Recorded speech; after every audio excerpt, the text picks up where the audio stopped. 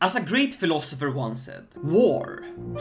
What is it good for? My name is Koifish and this is the first video out of a 5-part series where I will be exploring the 5 different lifestyle focuses. Starting off, diplomacy, followed by martial, stewardship, intrigue, and of course, learning. And since we're doing diplomacy today, I will be showing you how to conquer a lot of land without declaring a single offensive war. If you want to help me out by boosting this video in the algorithm, you can click the like button and comment something down below.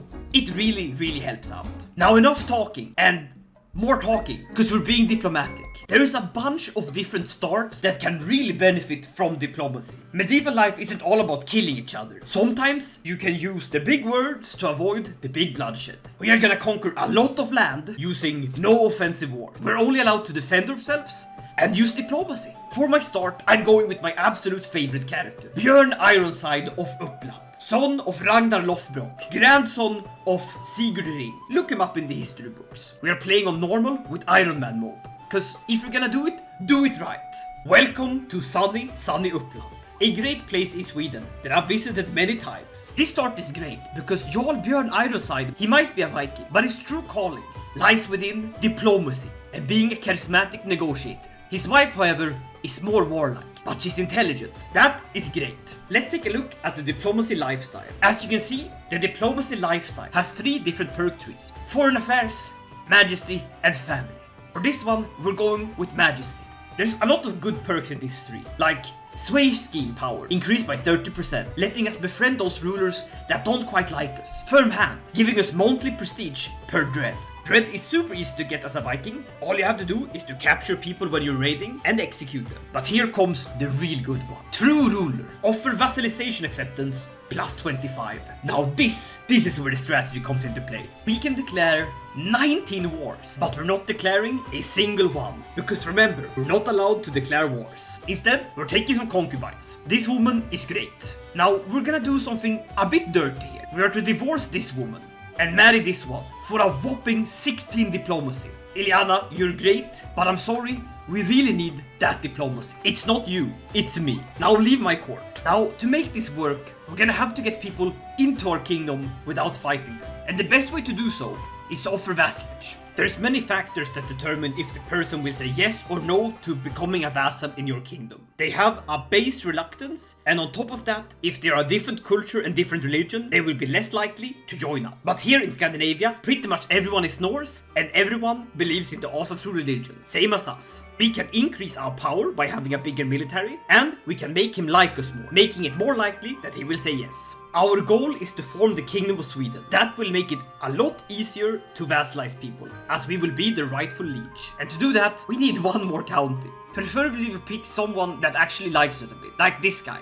Rane Rafsot, High Chief the Sturid, gives me a whopping plus 8 diplomacy, putting me on 26. That's pretty good, but we need a better chancellor. What about Rolfer? Looks like you've been sniffing glue too much, but hey, you'll do perfectly fine. With our whopping prestige, we're gonna make a lot of men-at-arms. All we need is projected military strength. So I'm thinking a lot of Vigmen. All we have to do is to wait to get Chieftain Thorfinn into our land by making him like us more and by growing our army. Sending him a gift also solves it, and therefore we can buy the Chieftain of Värmland. Chieftain Thorfinn of Värmland, welcome. You're much appreciated. We now have enough land to form the Kingdom of Sweden. All we need, one more duchy and a bit of money to form the title. What? High Chieftain Thurid's secret? My wife is a cannibal! Wait, for real?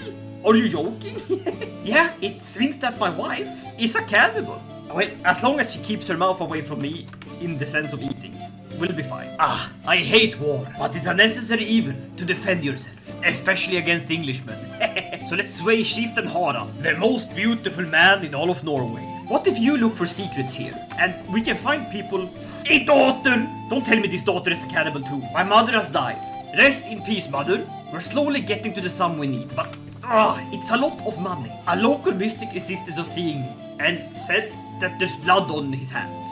You should get a doctor to look that up. But this seems like a very bad omen. What's this secret? That Gudrun was fathered by none other than him. So my spy master outs himself as the father. While doing his job, he stumbles upon a secret that is his own.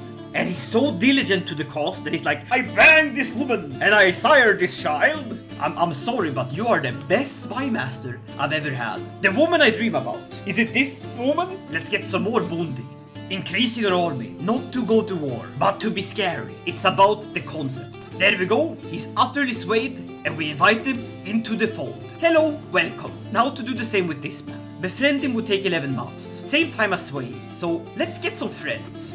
Are you only wanting to be my friend so you can vassalize me? Yes, perhaps. And I'm friends with this man, which means Ragnar Olafsson. Wouldn't you wanna be in my kingdom? After that, I promptly form the Duchy of Norway. That makes this man my du jour guy, which means I can offer this man vassalage. Sverker Tykesson, welcome to Sweden. A feast in Borgholm, Öland? Absolutely! What kind of meat is this? So rich in flavor. What are these vegetables? Almost sweet. That it's an onion, sir. You're eating just a raw onion. I like it! Best food ever. Life reaffirmed. A chance encounter with a meal at a feast has reignited the character's passion for life. You have the greatest chef in all the land, but I'm ill. I shall stay in bed. Please treat me however you want. He cut off my penis! Woman! Ah! Execute the woman! Eric here, my son. You're also ill. I'm dying and I'm dying quick. You'll be fine, man. You will be fine. Odin protects us. Odin is a kind and gentle man. He's not. Hey, that's Crusader Kings, and it happens. Time for a quick restart. But this time, we'll keep this wife. Get some new and way more competent men ruling. Get the men at arms. Now, we strike at the Englishmen. They're dead. We've captured Petty King Eila's son. He does let us win the war. Very great, very glorious. Disband the armies. And just like that, boom, our first vassal. There ain't no rest for the wicked. So let's keep this moving. And we get a new perk. Instead of going here, we're gonna go to Thoughtful and move down to Ducal Conquest, letting us create titles cheaper. Diplomatic expertise. Good job, wife. My mother died, just as expected. And I'm friends with Chieftain Svein of Öland. He's swayed, he's in our borders. We shall go right away into swaying this man. Son, are you walking in here without your underpants? Send for a physician. Drifa of Aarhus. Drastic measures. You made them into a goddamn mechanoid! Woman, you are stupid. Go into my prison. I banish you to the Netherrealm, and I take your money. You no longer have typhus, but you also have lost your face. New lifestyle perk, Ducal Conquest. This makes creating titles way cheaper, which is good because we're not exactly rolling in money. Our main money-making technique is sort of banned because we're going with a peaceful diplomatic route, which means we're not allowed to raid. His Swede goes into our borders. Welcome to the country. I'm glad you signed the papers. Create the Duchy of Norrland. And we're back to where we were before. Now how much will it cost with the reduction? Oh, and just like that, without a single war having been fought, we have made the Kingdom of Sweden. Very, very good. So why do we need to form a kingdom title? Well, it puts us one title above Jarls, thus letting us offer vassalage to them. There is a lot of very powerful Jarls around here. For example, Västergötland, Sverker Tykesson of Ångermanland. Let the land roll in. Jarl Vagn, my best friend of Småland, please join the Kingdom of Sweden. Very good, very great. And of course, we can make him happy by transferring the control of the vassals that's supposed to be under his duchy title. Now it's just a matter of waiting and continuing our non-conquest conquest. Ah, we have a ting meat. Ting meats are necessary sure for a decent king. Yes, I do look a bit bored.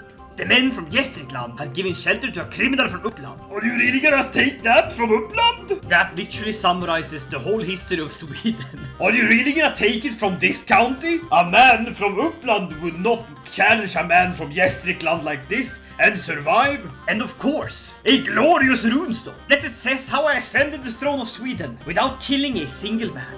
In Uppland.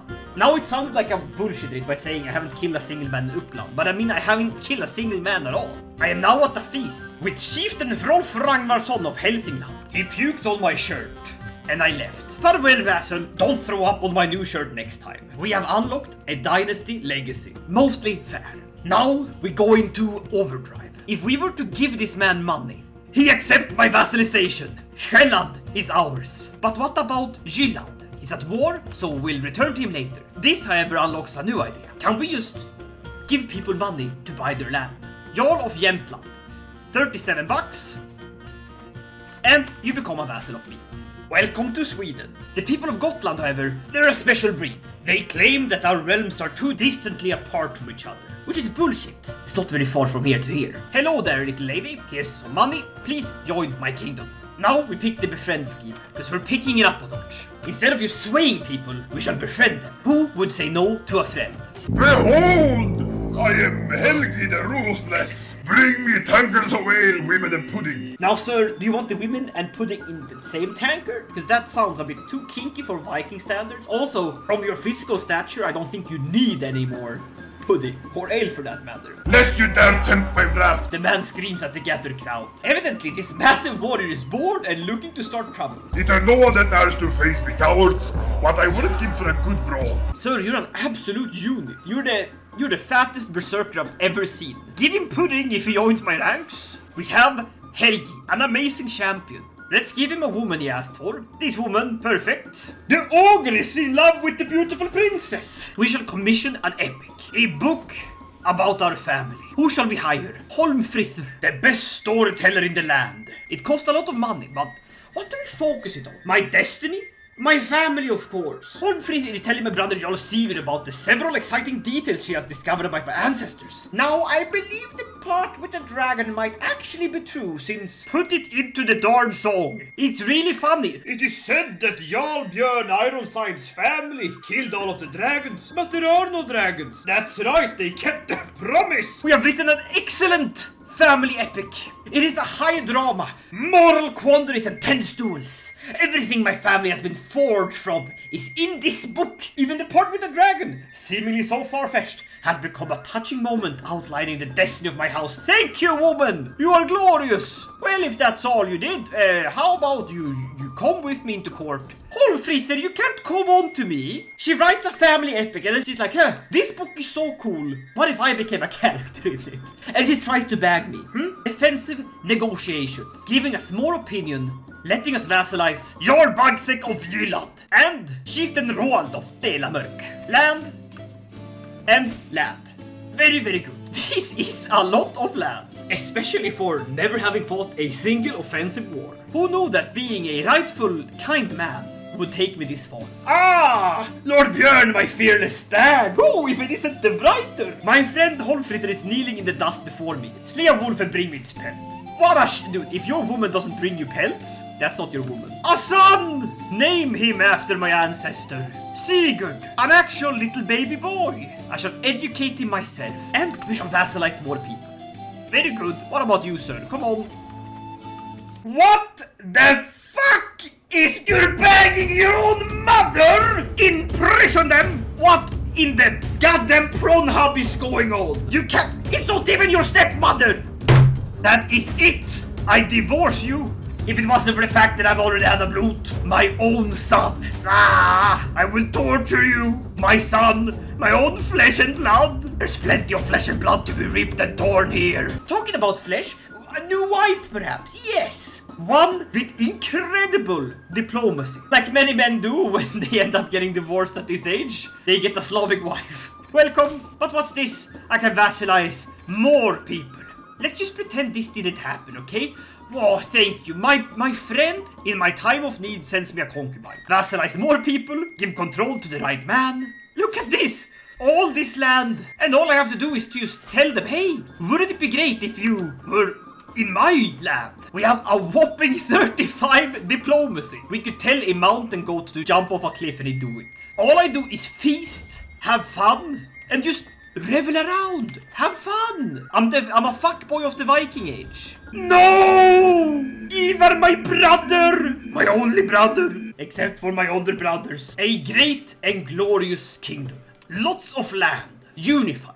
All without a single war having been declared. Now that is the true power of diplomacy. Now, of course, there's nothing limiting you to not declare wars. If you were to combine this with the actual power to conquer, then you could vassalize people further away. This is just a great way to start off your kingdom. I mean, I got all of this in less than 20 years. So this is a great start, even if you're gonna be a normal Viking. Just have Jarl Björn be the diplomat. Later, you set him up to reform the religion, and you have a great start to a Viking playthrough. Not to mention that we do have a massive army. This works so well because We are one culture. That makes people more likely to join you. From here, it wouldn't be impossible to move on to form the Kingdom of Norway and later on the Empire of Scandinavia. All you have to do is to conquer the Finns. This has been the first video in a 5-part series where I take a look at all the lifestyles in Crusader Kings 3. Next one will be martial, war, conquering and fighting. If you like this video, make sure to leave a like and comment. It really helps out in the algorithm. And hey, while you're at it, subscribe to make sure you don't miss the next part in this series. I'm also planning on making a actual playthrough where I will play as one dynasty and try to conquer my way. Maybe not playing optimally, but absolutely playing for the best story. This has been Koifish playing Crusader Kings. I'll see you guys in the next video. Until then, stay diplomatic, my dudes. Yeet!